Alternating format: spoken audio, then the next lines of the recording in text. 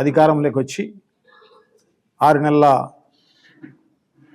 14 రోజులు పూర్తయిపోయింది. ఈ 6 నెలల 14 నెలల కాలంలో ఎవరికీ మేలు చేసింది ఏమి లేదు, కానీ ఉన్నేటియే తీసేసే కార్యక్రమం జరుగుతోంది. దాంట్లో భాగంగానే ఇప్పుడు గ్రామానికి పెన్షన్లు ఏదైతే వృద్ధులకు, వికలాంగులకు, వితంతువులకు ఇస్తారో ఆ పెన్షన్లను స్క్రూటినీ చేసే కార్యక్రమం జరుగుతోంది. సో తద్వారా ఈ పెన్షన్లన్నీ కూడా తగ్గిపోయే కార్యక్రమం చేయాలన్నదే ఉద్దేశం. ఎందుకంటే మేనిఫెస్టోలో 3,000 ఉన్న పెన్షన్ను 4,000 చేస్తామని చెప్పేసి చంద్రబాబు నాయుడు చెప్పి 4,000 అయితే చేయడం జరిగింది, కానీ పెన్షన్లు తగ్గించే కార్యక్రమం చేస్తున్నారు. సో చెప్పకనే దాదాపు 3 లక్షల పెన్షన్లు ఇప్పటికే తీసేశారు.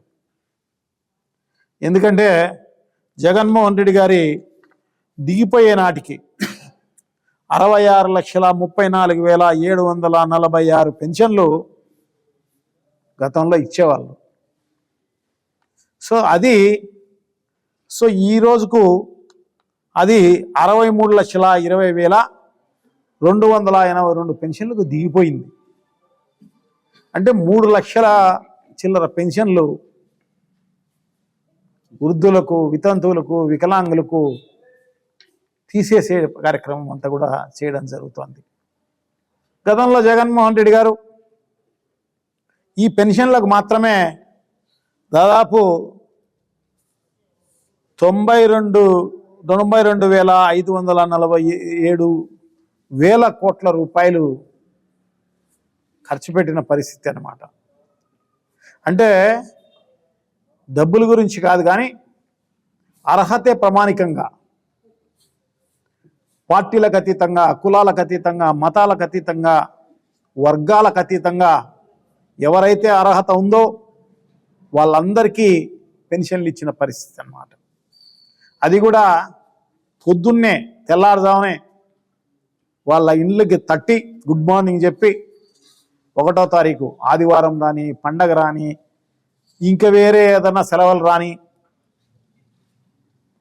అర్లీ మార్నింగే వాళ్ళ తలుపు తట్టి వాళ్ళకు పెన్షన్లు ఇచ్చిన ఘనత శ్రీ జగన్మోహన్ రెడ్డి గారిది. ఇది భారతదేశంలో ఏ రాష్ట్రంలోనూ ఎక్కడా కూడా ఎప్పుడూ జరగని పరిస్థితి. సో అటువంటిది ఖచ్చితంగా ఏదైనా ఇబ్బంది అవుతుందేమో, కానీ ఈ పెన్షన్లు మాత్రం వాళ్ళకు టయానికి ఇచ్చే కార్యక్రమం జరిగింది.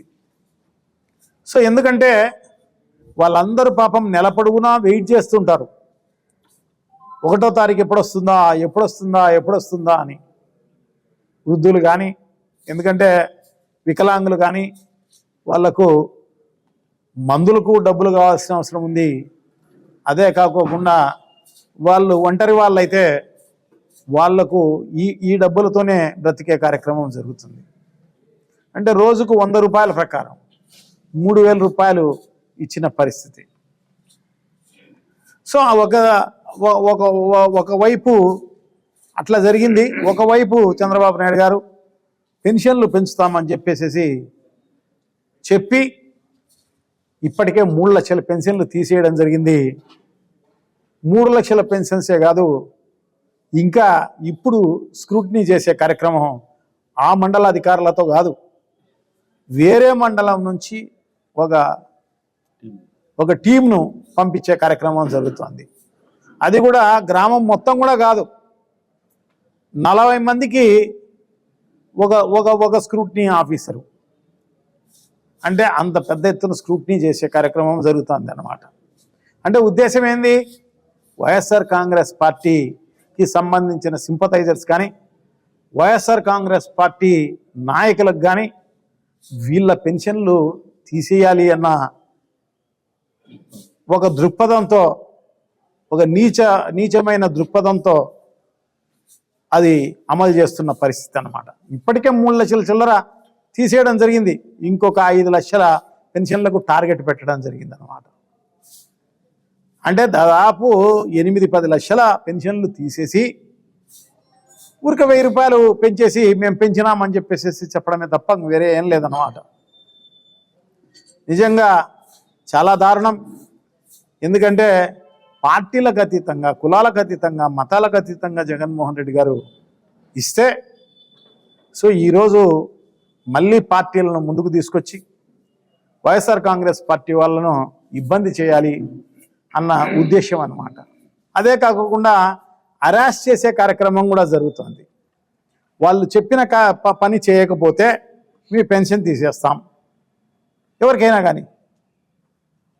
సో ఈ రకంగా అరెస్ట్ చేసే కార్యక్రమం జరుగుతుందన్నమాట. ఏదైనా వైఎస్ఆర్ కాంగ్రెస్ పార్టీకి సంబంధించిన ఏదైనా మీటింగ్లకు కానీ, లేకుంటే ఇంకో దానికి కానీ పోతే ఈ తీసేస్తామని చెప్పేసి బెదిరించే కార్యక్రమం అంతా కూడా జరుగుతున్న పరిస్థితి అన్నమాట.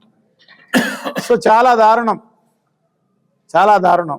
ప్రజలు ఎవరు ఎక్స్పెక్ట్ చేసిన పరిస్థితి కూడా లేదు.